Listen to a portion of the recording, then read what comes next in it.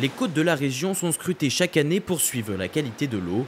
En 2024, l'ARS, Agence régionale de santé, publie son rapport et compte 11 zones de baignade dont la qualité serait jugée insuffisante. De l'autre côté, Eaux et Rivières de Bretagne en dénombre 21 pour la même année.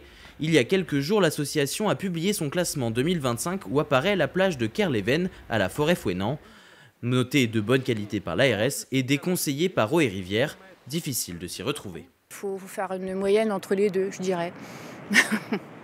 Après, moi je me baigne régulièrement dedans et je suis toujours là. S'il n'y a pas de panneaux sur les plages, on ne peut pas savoir. Sur Internet, on n'y va pas tout de suite d'office. C'est pas facile de s'y retrouver par contre. Si on veut tous les écouter, on s'y perd, hein. Les résultats publiés partent pourtant de la même base de données calquée sur les directives européennes. La différence réside dans leur interprétation. La méthode de calcul de l'ARS est jugée trop complexe par l'association. De plus, les prélèvements ne sont réalisés que de juin à septembre et omettent donc la fréquentation des zones de baignade le reste de l'année.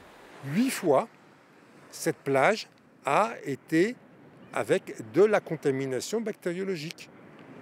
Voilà. 8 fois sur 14 prélèvements par an, donc 56 prélèvements. Dans un communiqué publié le 18 avril, l'ARS rappelle qu'elle est la seule autorité compétente pour délivrer les conclusions officielles. Dans la mesure où le classement établi par l'association Eaux et Rivières de Bretagne ne respecte pas la méthode de classement définie au niveau européen, il ne doit en aucun cas être considéré comme un classement valide et officiel des eaux de baignade.